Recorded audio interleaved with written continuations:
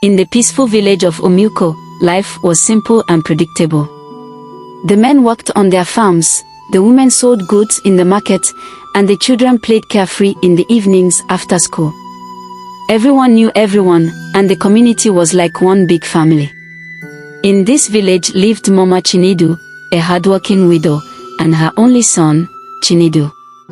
Mama Chinedu had been through a lot in life. Her husband, Mr. Johnson, passed away when Chinedu was just 8 years old. Since then, she had carried the responsibility of raising her son alone. She ran a small roadside business selling akara and pap, and she made sure Chinedu never lacked anything important. Despite their struggles, she always told him, "Chinedu, no matter what, be a good boy. Let people know you for your honesty and kindness." Chinedu was a bright and well-behaved young boy. He was not only good in school but also respectful to elders and helpful to everyone in the village. People often praised Mama Chinedu for raising such a fine child, and she was proud of her son. One day, life in the village took a dark turn.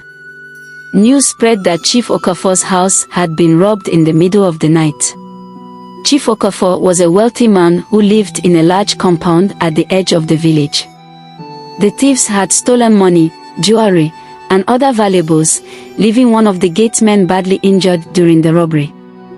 The incident shocked the entire village, as such things rarely happened in Omuko. The next day, as Mama Chinedu was frying akara at her usual spot, she heard hurried footsteps. Her neighbor, Amoka, ran to her, looking distressed. "Mama Chinedu, something bad has happened," Amoka exclaimed. "What is it?" Mama Chinedu asked, her heart beginning to race. "They have arrested Chinedu." Mama Chinedu froze. "My Chinedu? What are you talking about?" The vigilante group said they caught him near Chief Okafor's house on the night of the robbery. They are accusing him of being one of the thieves. It felt like the ground beneath her had disappeared. Without even waiting to hear more, she tied her wrapper tightly and ran to the village square, where a crowd had gathered. There, she saw Chinedu. His hands were tied, and he sat on the ground with tears streaming down his face. The vigilante leader stood nearby, shouting, "This boy was seen loitering near Chief Okafor's compound that night. He must be one of the robbers." Mama Chinedu pushed through the crowd and knelt before her son. "Chinedu, my son, tell me the truth. Did you do what they are saying?" "Mama, I didn't do it," Chinedu cried. "I was coming back from Namdi's house after studying. I didn't know anything about the robbery." She turned to the vigilante leader. "This is a mistake. My son is not a thief. He's a good boy."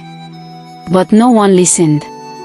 The vigilantes handed Chinedu over to the police, and he was taken to the neighboring town for further investigation. The days that followed were the darkest of Mama Chinedu's life. She visited the police station every day, pleading for them to investigate properly.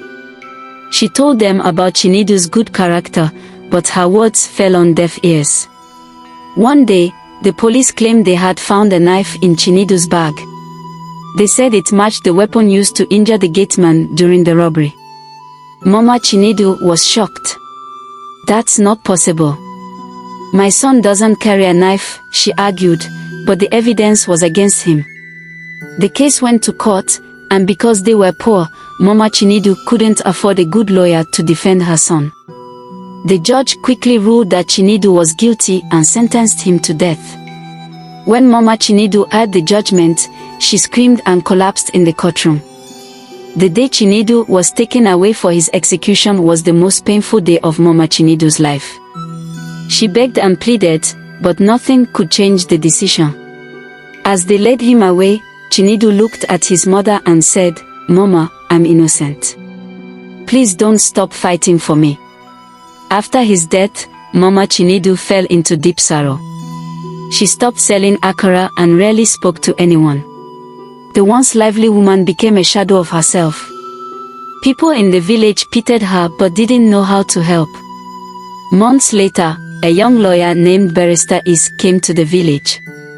He had heard about the case and decided to investigate. With his resources, he dug deeper into the events of the robbery. One day, he found a breakthrough. One of the real robbers had been arrested for another crime in a nearby town. During interrogation, the man confessed to the robbery at Chief Okofor's house. He also revealed that their gang leader had planted the knife in Chinedu's bag to divert suspicion. Barrister Is took the new evidence to court, and the case was reopened. The judge cleared Chinedu's name, declaring him innocent. The news spread quickly, and the entire village was filled with regret. When Mama Chinedu heard the news, she wept bitterly. Though her son's name was cleared, it couldn't bring him back. The village people came to apologize, but the pain in her heart was too deep. From that day, she became a voice for justice. She would tell anyone who cared to listen, never be quick to judge. My son died for a crime he didn't commit, and it was too late by the time the truth came out. Her story became a lesson for everyone, a reminder that sometimes, what looks like the truth might not be the whole story. Mama Chinedu carried the memory of her son in her heart, living the rest of her life with the strength of a mother who had fought for justice, even when the world turned against her.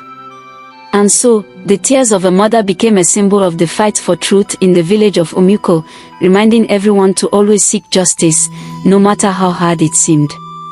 Life is full of trials, and sometimes, it feels like the world is against us.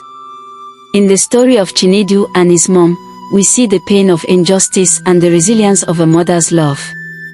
This story teaches us a powerful lesson: never give up on the truth, even when it feels like no one believes you.